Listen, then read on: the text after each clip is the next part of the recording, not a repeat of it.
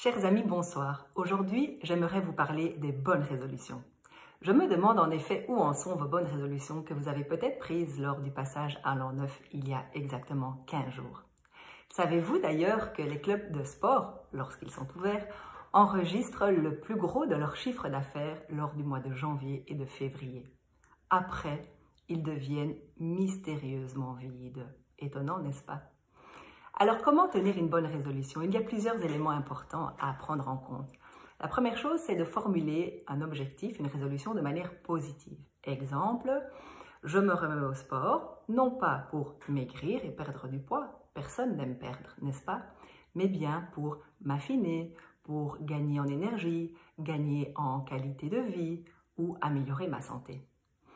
Deuxième élément, pour mener à bien une bonne résolution, c'est effectivement d'être précis dans son implémentation. Et cela va vous aider à changer vos habitudes. Effectivement, les habitudes sont l'ennemi numéro 1 aux bonnes résolutions. Nous sommes des êtres d'habitude, cela nous sauve dans beaucoup de domaines, mais lorsque nous voulons un changement, eh bien, c'est l'habitude qu'il faut changer. Les neurosciences et les dernières recherches en neurosciences nous montrent qu'il faut 3 semaines pour ancrer une nouvelle habitude dans notre quotidien. Après 3 semaines, eh bien, vous pourrez éventuellement faire du sport comme vous vous brossez les dents le matin et le soir, presque sans vous en rendre compte, de manière quasi automatique. Et donc, je vous invite à commencer petit. En coaching, on affectionne particulièrement la technique des petits pas. Donc, au lieu de vous dire « je vais faire du sport 45 minutes tous les matins au réveil », il y a fort à parier que vous teniez peut-être 1 semaine, 2 semaines, voire 3.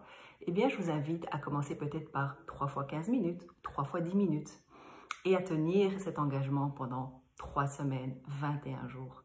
Une fois ce délai passé, eh bien, je vous promets que vous aurez envie soit d'augmenter le nombre de séances de sport, soit de prolonger la durée de votre petite séance matinale. Voilà, c'est ce que j'avais envie de vous partager aujourd'hui. C'est le pouvoir des habitudes, commencer petit, le pouvoir des petits pas, et puis surtout, bon courage. Et je vous souhaite un très très bon week-end. À bientôt.